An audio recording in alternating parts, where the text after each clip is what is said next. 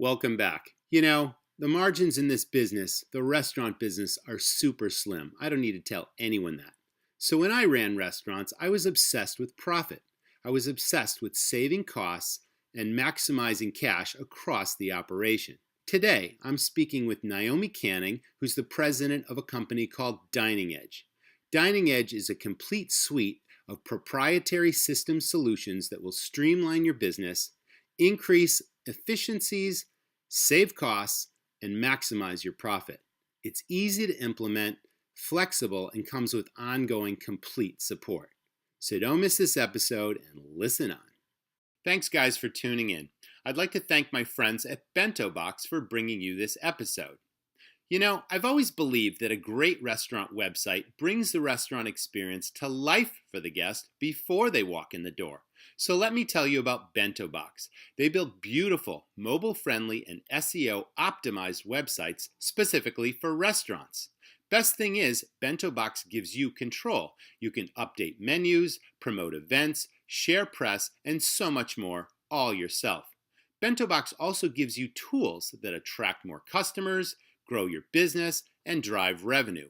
You can sell gift cards, merchandise, event tickets, even book private events, all with affordable monthly and annual plans. So you got to check out Bento Box. Here's the link, getbento.com/rockstars.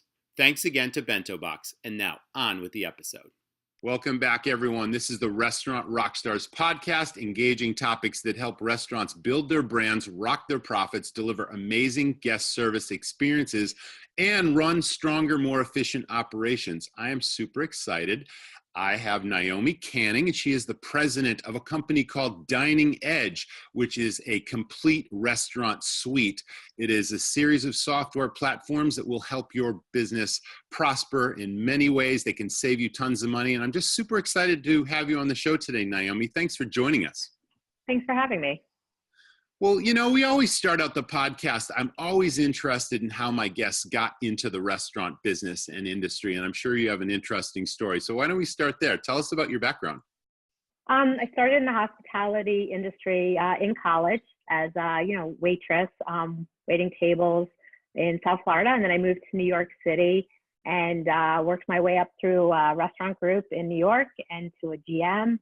And I worked with that company for about 8 years, got transferred back down to Florida. And after leaving the hospitality, I went to go work for a POS dealer. I worked for Aloha for 16 years, selling and supporting that platform for POS. And always had a passion for inventory management. And so that's how I kind of got where I am today. Well, I'm very familiar with Aloha because I used that system for probably 16 or 17 years in my own restaurants. And that background obviously helps with this company because you're very technology driven and you've got solutions that I briefly touched on that we're going to dive deep into. But why don't we start with inventory and inventory management? That is one of the suites of services. Why don't we walk through the individual suites and tell our audience, what each does and how they can seamlessly integrate to run a stronger operation? Oh, great. Well, I joined Dining Edge 2 years ago, and I was really impressed with the software because I saw that there was a need that restaurants didn't have, which is our purchasing platform. And that's where it all starts. Dining Edge has something that's unique. And with my background, I've seen all different kinds of inventory platforms, but nobody did the vendor price comparison that Dining Edge does. So what we're able to do is automatically compare all of the restaurant's items by different vendors automatically down to the lowest common denominator and compare them and tell them who has the best price on their product. What we find is that restaurants don't really know that they can get products out there for a better price. And so we're saving restaurants about 8 to 12% off their purchases on every order. Which is pretty incredible. Now, this is something that I really believe in. I tracked all of this manually when I ran restaurants, and this goes back 8-10 years ago. But can you tell us exactly how it integrates with the different food suppliers that a restaurant contracts with and how many products you can actually compare that they're ordering? Yeah, so we integrate with anybody who can supply the restaurant with a weekly or monthly bid sheet, even daily if they want. So what we're able to do is pull in their pricing electronically, either via an online portal that the bigger vendors like your Broadline, Cisco, US Foods, and Cheney, all those big guys, they have online portals. So we're able to pull it from that. But if they don't have an online portal, like maybe your produce and your meat and your seafood vendors, as long as they can email either the client or the software, a bid sheet will intercept that email and import it directly into the software. So there's no manual touches. So we integrate with all major purveyors and minor purveyors. There's no limitations, and it's all automatically. The beauty of the software is there's no limit to number of items. It's all done automatically. So when they're ready to place an order, they click on one button, which we call best price or quality. And it goes through all items on what we call their order grid and tells them who has the best price. And they just go down the line and place their orders electronically based on best price if that's how they choose to do it. Correct. And then we send it directly to the vendors.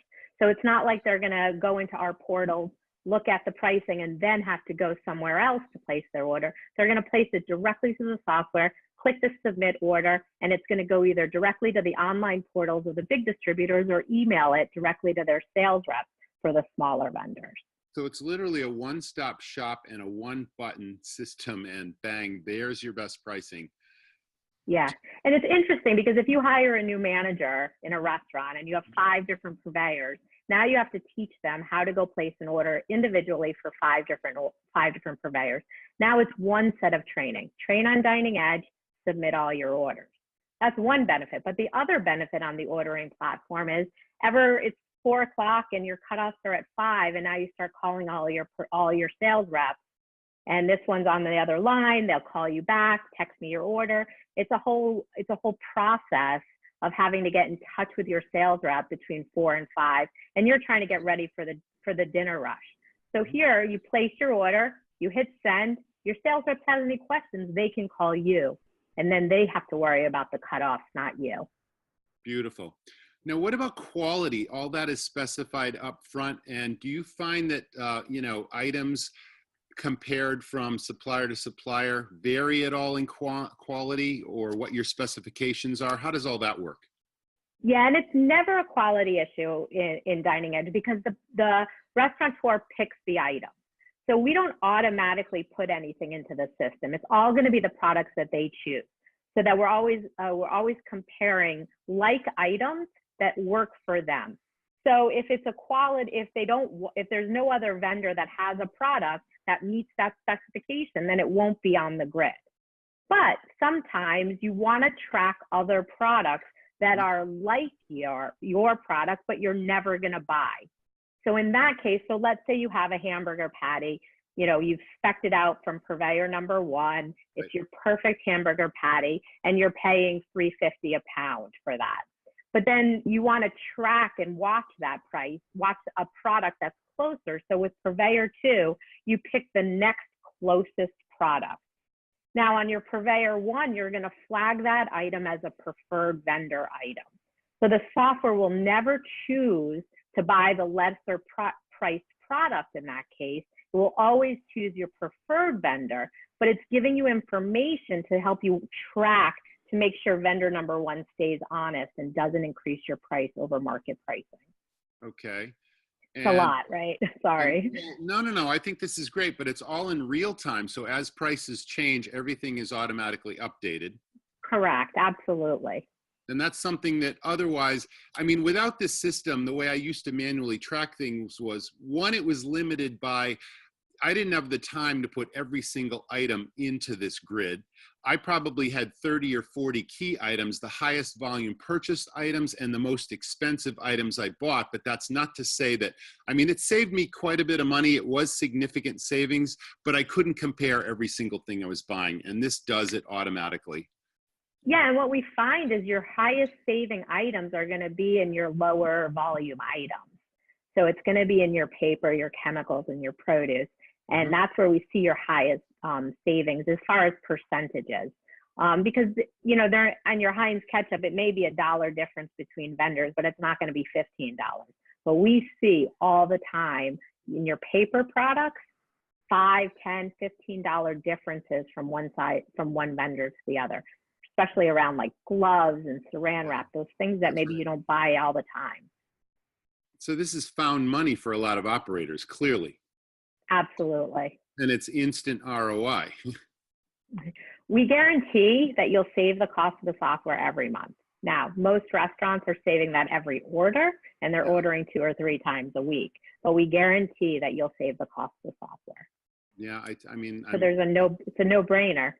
it's very, very powerful. I mean, I'm a huge believer in comparing, but not just, not just comparison shopping your food supplies, but literally across your operation, everything from, every service that you get, credit card processing, you name it. There's so many restaurants out there that just don't take the time to make these comparisons, and they're leaving so much money on the table by not doing it. But clearly food is, food and labor, your 2 biggest expenses in restaurants. So why wouldn't you do this? Absolutely. And we can also compare your smallwares, because a lot of the products that you're getting from your smallwares are available between multiple broadliners, especially like the more generic things like glassware, or your little teaspoons that you're putting in your espresso that you're buying over and over and over again. You can compare all of those prices, all of those things that are available. Now, obviously, your china that is only available between one vendor, you can't compare. But that's small, like those smallwares that are really disposable that you tend to buy all the time. Can you explain again the notification that alerts you that if a price suddenly is higher with a preferred supplier, that you can look at the other options? Yeah, so it's a grid. So imagine that along the top are your vendors, and along the left-hand side are your items. So if you had a preferred vendor, again, on that hamburger patty, that your Cisco is your preferred vendor, you'll see that Cheney's price is, 50 cents less a pound. Maybe you're going to say, maybe we'll get a sample of that product and see if it meets our specifications, because at 50 cents a pound, it becomes worth it. Or you're going to pick up the phone and call your Cisco rep and say, hey, everybody else is less expensive. Can you do better on your price? If you weren't comparing vendors, you wouldn't know what to ask for. So it's giving you a true information to pick up the phone and make an ask that's reasonable. Yeah, you're making a good point also about asking the vendor for a sample and always trying a product, because even though the price might be 50 cents, a pound cheaper or whatever it is, the quality or the taste or the profile may be completely different. And if this has been on your menu for a long, long time, then suddenly your customers are going to notice. So it really is a trade-off, but you're giving them the tools and the information to make those critical decisions. Absolutely. And, we don't care who they buy from. All we're doing is pulling in the data and helping them make good decisions on their buying. Mm-hmm. How do you integrate with the different food service suppliers out there? I mean, how does the technology work? So there's 2 ways we pull in pricing. One is through their online portals. So a lot of the major purveyors have online portals that they have all their pricing available. So what we're doing is we're downloading that restaurant's order guide. So it's always specific to the restaurant. It's never generic pricing. It's their pricing. So with the big purveyors, it's really simple. They give us their online credentials. We download their order guides. We upload it. That's real simple. The smaller vendors, like your produce, meat, and seafood, we're going to have those vendors email the software. The software has an email address for each one of our customers, and their sales reps will send a bid to the software. And then the software will always look for that and pick it up. And it's pretty much in real time. If the sales rep sends in a price right now, in about 10 minutes, it'll be in the software for them to order. And they can send in their pricing however often they want. Okay, wonderful. Okay, so that's obviously the vendor price comparison. It's a proprietary system. There's a lot of benefits that you just told us. Why don't we go in order of how these different suites work together? Absolutely. And that's one of the things, is the keyword work together, because you don't want to be adding data over and over and over again, touching the same data. So with today's technology, having one system that's going to flow through all the way from ordering all the way through POS integration is key. So the next step with this is we've created purchase orders. We've done our vendor price comparison. And now this morning, the trucks start coming into the back door, right? So from there, what we're going to do is we're going to now bring in invoices.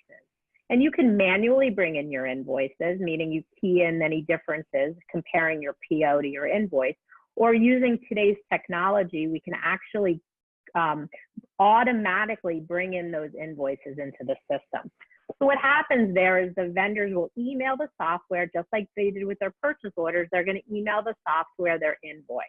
We're going to import that invoice and give them discrepancies between their purchase orders to their bid. So what that means is yesterday you ordered stuff and today the truck comes in, and what's different, right? Should be pretty close to nothing. But what we find is that you're shorted stuff, that's normal. You're overstuffed, is that okay? Maybe you picked up the phone and called something in, that's okay. So Yes. shortages, overages, those are the first two, and that's pretty normal. Catch weights, that would be the next thing. So you ordered, you know, salmon and it's a catch weight, right? You can't have exactly the amount that you ordered. So that would be the next thing. But the bad thing, which is the next one, is bid price to invoice price discrepancy. So yesterday, Cisco quoted you $54 for Hellman's mayonnaise, and today it came in at $56. Chances are you're not going to catch that. So the software catches that for you automatically and emails you as the owner or the manager a discrepancy report on every invoice. So we automatically check in your goods, compare purchase order to bid, and give you discrepancy reporting. So that is like priceless, because you're going to be able to catch any time the vendor changes the price. Can't do that today. What about substitutions? Yesterday you bought Chiquita bananas for $21 a case, and today they didn't have the Chiquita bananas, and they substituted Dole bananas for $25 a case. You don't care the difference between Chiquita bananas or Dole bananas, they're bananas. But why should that price be any different? Now you have that information that they're shorted you the Chiquita bananas, replaced it with the Dole bananas, and there's a price increase. So now you can pick up your phone, call your sales rep and say, no, I'm going to pay the $21, not the $26 for that case. So that's kind of the next step to the process. And that's all automated through today's technology. Yeah, if you were to look at all of your invoices, it could take you hours to go through everything, what you were promised versus what you were charged. And it could be done, but no one has time for that. It's an onerous procedure. Yeah, and now everything is automatically flagged, and you're looking at one report, bang, this, and this is different. And then suddenly you can pick up the phone and say, hey, I want a credit for this because I was promised X and I got Y. Absolutely. Sweet. And you're going to find another 0.5% right there. Easy. So we talked about 8 to 12% savings off of on the ordering side, and probably another 0.5% just in price comparison. I was with a client the other day, and we were going through their one of their invoices, and it was $9 more a case for romaine, and she couldn't believe it. I said, all you got to do is look at the email that we're sending you. So we don't even rely on them going into the software and looking for the report. It will actually email them a discrepancy report. So all they got to do is look at it, check it out, give it 30 seconds, and you're going to see that $9 for that case of romaine. And that email comes in after every order placed through the system? After every invoice comes into the system automatically, yeah. Okay. Yeah. So that's kind of the next step. After that, we go into how does that affect accounting? So most restaurants out there are using QuickBooks, right? And they have to go through their invoices, and they have to code them, dairy, meat, grocery, produce, however they break down those asset accounts in their accounting software so that it hits the proper cost of goods when they're running their P&Ls at the end of the month. Well, Dining Edge will code all those invoices, create the files that are needed to import them directly into their accounting software, and have it all ready for the accountant to pay the bills. That's pretty incredible alone, because again, I know there are a lot of old school operators out there. And if I go back 10 years in time, what you just said makes perfect sense, because a lot of the suppliers, the broadline suppliers especially, don't categorize all the products by food, by beverage, by soft, paper goods and all that. It's all mixed in there. And I had to lobby them so hard just to get them to do that, because again, there's so much time taken to go through it so that you're classifying things in your accounting software correctly. but now all that is automated as well, I just heard. Yeah, absolutely. So now the accounting person, whoever's paying Yeah. that bill, is going to get an email once a week with all of their invoices and all of their credit memos. And they're going to just be able to, file save, file upload, and all of their invoices are in accounting. So that's going to Okay. save you about 80% of the time it takes to manage invoices in the accounting software. All right. Do we move into the physical inventory piece? That's next. Okay, Yeah. So take us now we through that. know, yeah. So now we know what you bought and how much you bought it for, right? So that's kind of what you need in order to do inventory. So Correct. from there, we create count sheets, custom count sheets by set up for each storage for food and bar. So we haven't talked anything about bar, but everything we're talking about is handled for the beverage side as well as food. And then we create count sheets. Those count sheets go onto our app, and the restaurant's able to count their inventory mobily throughout the restaurant. Multiple people can be counting at the same time, and it works completely offline. So if you're in the basement or the cooler and you have no internet signal, you'll be able to count your inventory. Okay, are there any specific challenges with pre-prepared foods and weights and volumes and 5 gallons of salad dressing and all this? It's like, how do you account for that when you don't have full cases? A case of lemons, may have 500 lemons in it, and now you got 35 lemons. It's like, take me there. Yeah, so units of measure in an inventory system is absolutely the most important thing of understanding units of measure, setting up units of measure the same or correctly, and then managing them. So one of the beauties is we're taking all their pack and sizes off their invoice. So let's take an example of like a sugar, white sugar. Most of the time you buy it in a 25-pound bag or 50-pound bag, but today they were out of that product, so they sent you a replacement of 1-pound bags. So our standard unit of measure is pound, so we can count it by 1-pound bags. But the beauty of the software is we know that you've bought it by the 25-pound bag, the 50-pound bag, and the 1-pound bag. So all of those are available in the app to be able to count in any unit of measure that you've purchased it in. And that's automatic. So you're not managing counting units of measure. You don't have to go in and configure a counting unit of measure. It's going to pull that off that invoice that came in.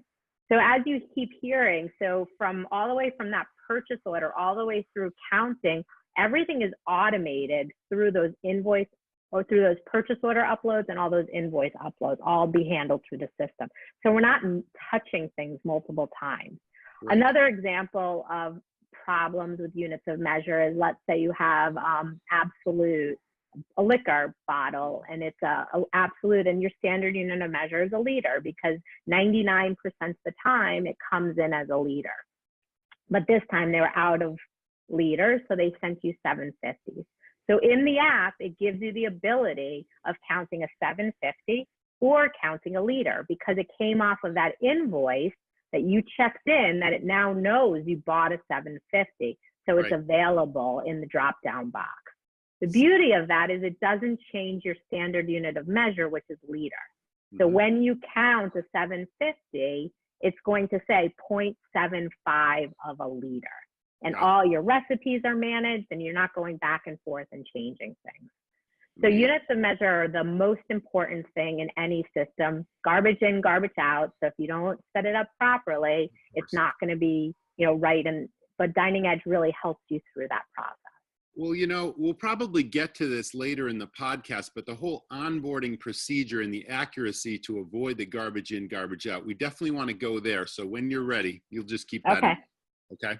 Well, you asked a question about recipes and how to deal with that. So that's an important piece when you're counting inventory as well. So we do manage recipes so that they can put in all of those all their raw materials into recipes, and then ability to count those as well. So if you make coleslaw dressing, you'll be able to count it by the gallon or the ounce or the pound, or however you manage it, and be able to value that based on your last inventory price or your last invoice price, or your first in, first out price, or your average price, depending on how you want to manage Yeah, that was a critical answer because restaurants obviously have lots of foods that they've already prepared from raw product that came in.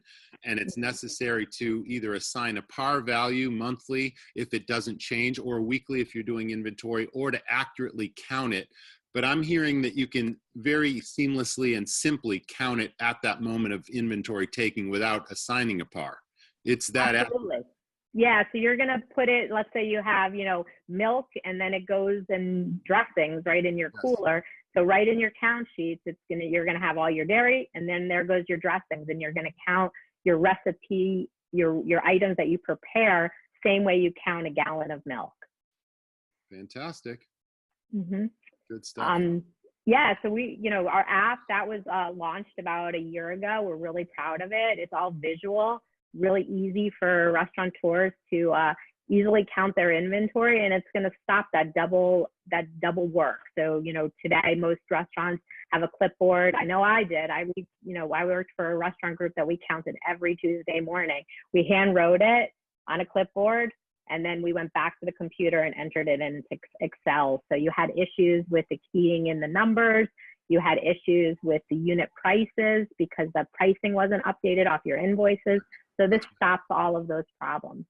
Yeah, I mean, again, that's the way I did it years and years ago, and now it's just so much more accurate. Mm-hmm. Okay. Absolutely. What's next? So after we've counted our inventory, now we know our purchases, right? And we know our inventory. So what do we need? The next kind of piece to the puzzle to get your basic reporting of cost of goods sold is we need POS sales, right? Because the standard formula, beginning inventory plus purchases minus ending inventory equals usage. Usage is a great number, but until you know what sales are, it really doesn't tell you a percentage. So we're integrated to all major POSs and bringing in sales by category. So however they break that down in their point of sale system. So food, liquor, beer, or wine. And then we're also bringing over PMIX reporting, which I'll talk about PMIX reporting kind of in the next set is after we talk about recipes. But just to get standard cost of goods sold, we'll be able to take usage and divide it by sales. Mm-hmm. It's all accurate. So we're not just dividing total usage into total sales, but we're able to actually do it by category. So beer usage into beer sales, liquor usage into liquor sales, and giving you your cost of goods sold. You can pull that for any period of time. Dining Edge always fills in the middle. So beginning inventory, January 1st, ending inventory, December 31st, and Dining Edge will fill in all the purchases and sales to give you true cost of goods. So you could do it monthly, you could do it weekly, or you can do it yearly. It doesn't matter to us, and Dining Edge will give you your cost of goods sold. Yeah, two of the most common mistakes I see in the old manual system that this eliminates, I work with a lot of clients and I walk them through the basic fundamentals of this process. And two mistakes they make is in their master inventory sheet, they're counting paper goods and rubber gloves and mop heads and all this stuff in food inventory. And I'm like, no, all that stuff, if it doesn't go on a plate and you're not serving the customer, no, you can't count it. And then sales, when they enter their sales figure, it's total sales. It includes beverage sales and all this, and it skews their numbers wildly. And if you don't have time to deal with this, and if you're not a math or a numbers person, it's like you need software that does it for you that's accurate. I see it all the time. And then to be able to get it by category also. Right. So not only get food cost of goods, maybe you're running a 38% food cost of goods, but to be able to see dairy, meat, grocery, produce, because then you can really dig in and see, okay, am I having a problem in produce? Am I having a problem in meat? I was working with a restaurant group last week and they were running a 17% of their cost of goods was just in meat. So then we were able to then, after looking at it by category, go down to the details and see, is there one item? Is there 5 items that are totally too high as a percentage of their cost of goods? So really being able to dig in. Once you know that, your dairy runs at 2%, your grocery runs at 3.5%. Once you know those details, then you're able to really pinpoint when you have an issue. Amazing. Yeah, okay. So it really handles that cost of goods reporting. But if I was running a restaurant, that's like not the end step, right? The end step is variance, and that's the key. So we talked about beginning inventory plus purchases minus ending inventory equals usage, and that's a key number. But what about minus waste and POS sales? So if we take that usage and we subtract out our waste and our POS sales, we're actually going to see variance. So what we do is we'll build recipes for all of your items, your plates, your batch recipes, even a bottle of beer is considered a recipe. And then we'll subtract that from your usage. So it'll tell you at the end of the week or month or however, whatever time period, some of our restaurants count daily, you'll be able to see at the end of the day, I'm missing 5 Budweisers. And then you'll know, is your cost of good right? Because that's another key number that really restaurants don't know. They're running a 38% food cost, but what's their ideal? Yeah, I call that the sweet spot. Mm-hmm. And waste and spoilage and theft all enters into what your sweet spot is. And obviously you want to eliminate or minimize those things tremendously, but you got to find out what your sweet spot is. Yes, and Dining Edge will calculate that for you. So we use our menu analysis to calculate your theoretical food cost based on your menu mix. So that's a lot of words. So what does that mean? So in a restaurant, I'm from the seafood world. I worked in, chain restaurants, but that had seafood. So if you had 2 of the exact same restaurants in 2 different markets, and one was a higher end restaurant, like they were higher end clientele ordering more surf and turf, and the other one's in a more of a retirement area that's selling more fish and chips, right?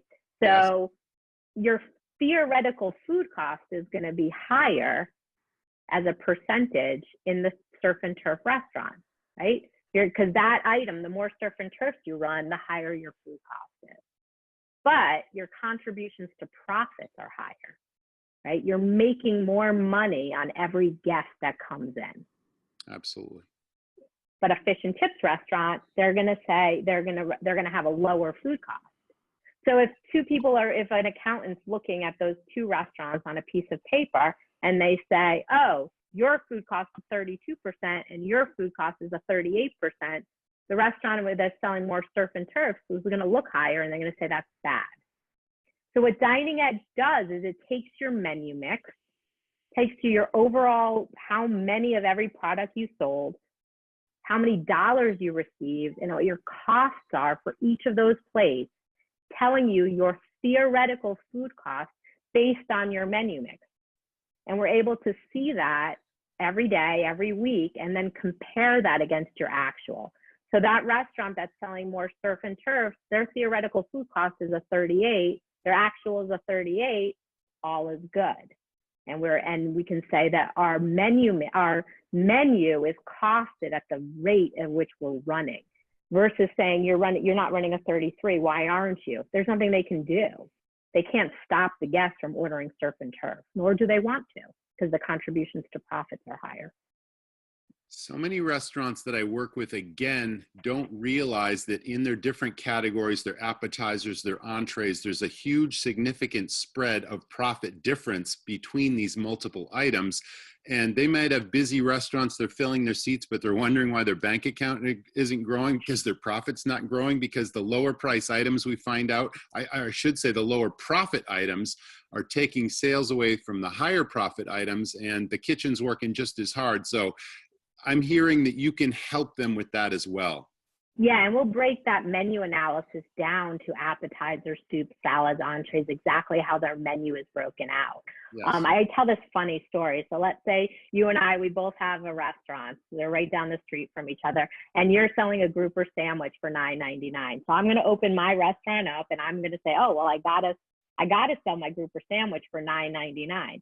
So I put my grouper sandwich on the menu for $9.99. And I don't know that your brother owns a grouper boat, right? And you're getting cost on grouper. Yes, right. And I'm not, right? So every time I sell a grouper sandwich, I'm losing $1. Mm-hmm. So instead, I should be standing at the front door and handing every person that walks in the door $1 and say, please don't order the grouper sandwich, because I'm just trying to meet your pricing. So by using a menu analysis and being able to see that $9.99 and my cost is $9.50, how am I ever going to make money selling that grouper sandwich? Well, so many restaurants don't know that. They're just go into their market, They see what you're selling that item for. They try to compete, and then they go out of business because they can never meet it because your brother has a grouper boat. They have no idea what that person's cost of goods are on those items. And that is no way to design a menu, by the way. No. Yeah. Yeah, Joe down the street has, chicken wings and he's charging X and such, and my customer's going to want the same thing. Yeah, that's not the way to go. So thanks for pointing that out. That is a critical point. But so many restaurants are missing that. Mm-hmm.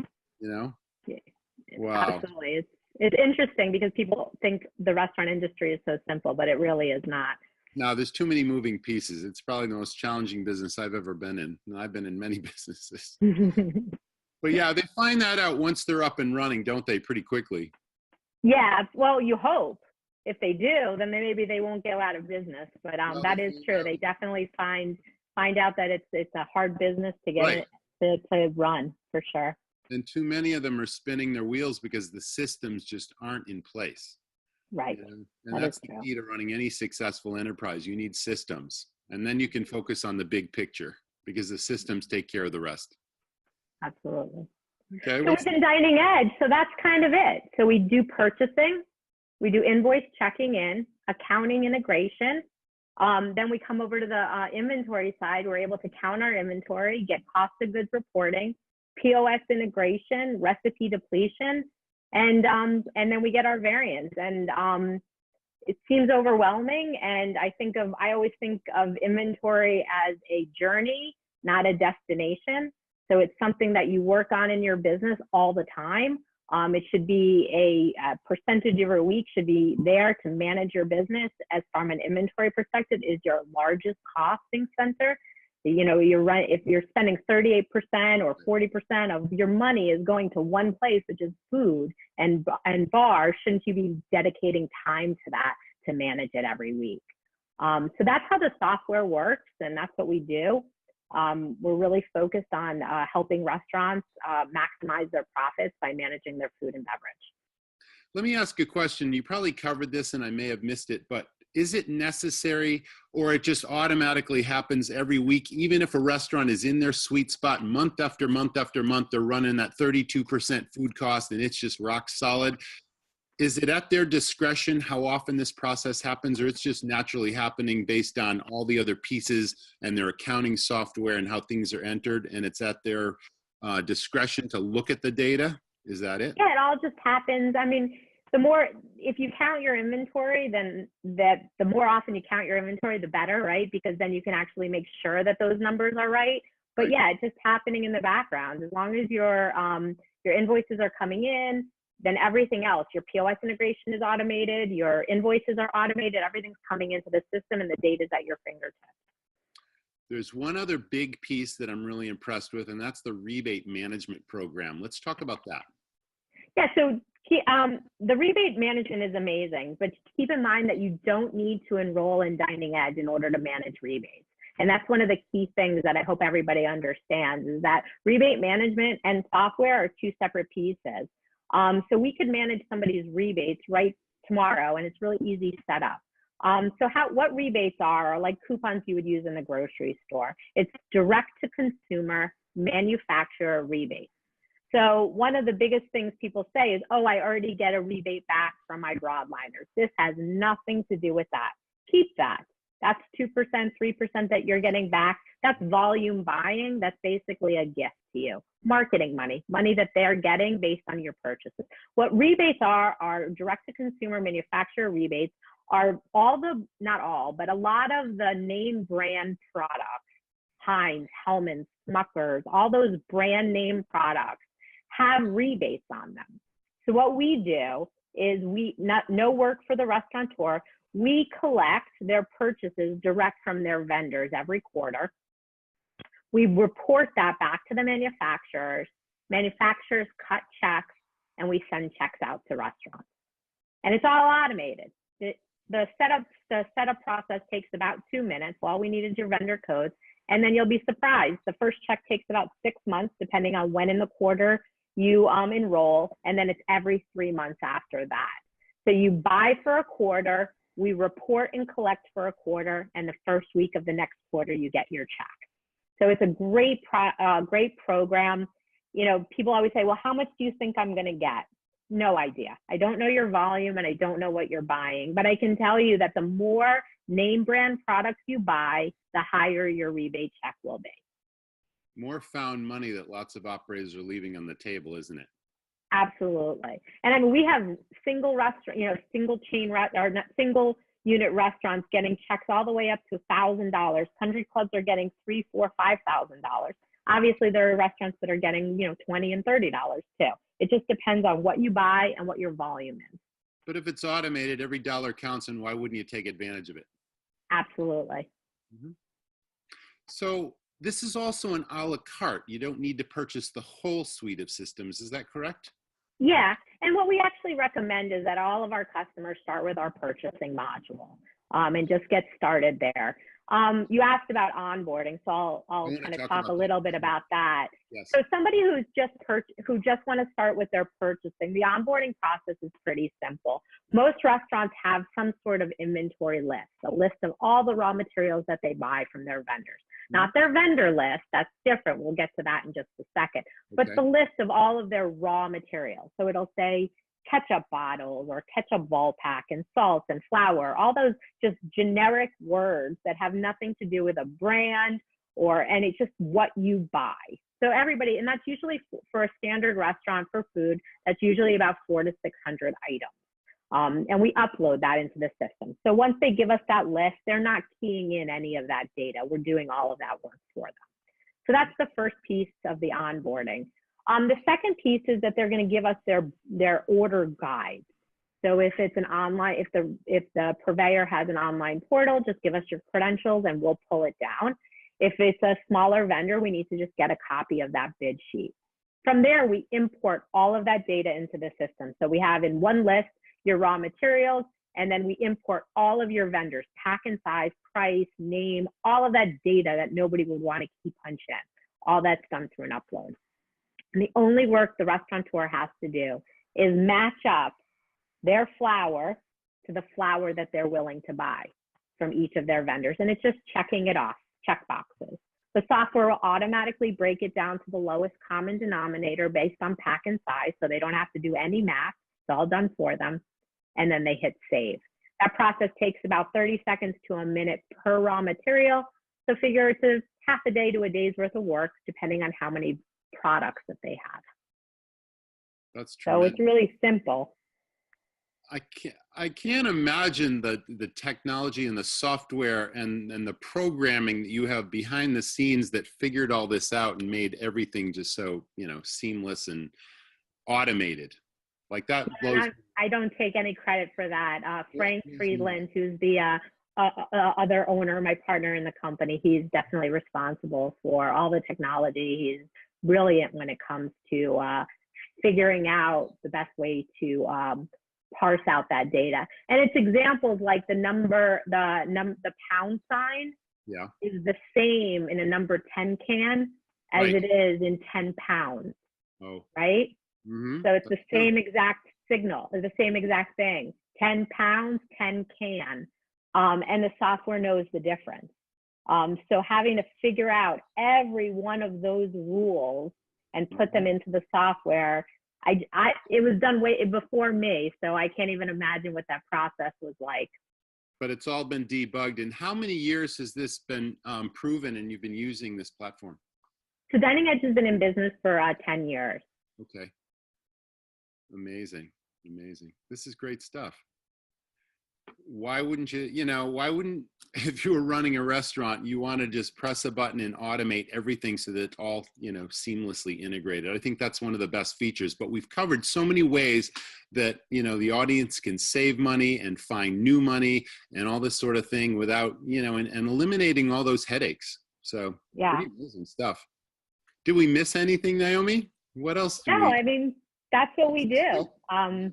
It's an exciting product. I saw a little bit kind of how I got into Dining Edge. I was at the Florida Restaurant and Lodging Show 3 years ago, and I saw the product. I'd been with Aloha for 16 years at that point, and after 5 minutes of talking with Frank and seeing the product, I knew I was leaving my job after 16 years. That's how exciting the product was for me. somebody who'd been in the restaurant business and been in technology. And that's how I was just so excited. And I knew that that's where I wanted to be. What's the timeline like to onboard a new client? And what's the process specifically before they call you up or they go online and they say, yes, I want this, I need this, and then I need to be up and running? How long does that take before they've got everything so that they're comfortable with the system? If they give us their order guides and their vendor price sheets, we'll do training in 2 days. Wow. So we try and get somebody ordering within 7 to 10 days. Because remember, they have that homework to do, the half a day to a day's worth of work. So once they give us their data, 7 to 10 days, a large majority of our clients are ordering in under 30 days. That's, kind of like they get busy. They don't have time to dedicate the time to do their homework. But under 30 days, everybody's ordering and getting that savings. Remember, 8 to 12% savings off of purchases. Right. So why wouldn't you do that homework up front? And that's still pretty quick to transform your business. I mean, that's overnight in 30 days. Yep. Is there a demo that you walk people through who are curious or interested in, I'd like to see this for myself before I pull the trigger? Yeah, absolutely. And we'll give you a link too that they can click right on it so that they can schedule a demo. And we do live demos. We also have a demo on our website. Either way, whatever works best for people. Some people like the demo on the website and they're like, oh, this is great. And others like to have it a little bit more tailored to their needs.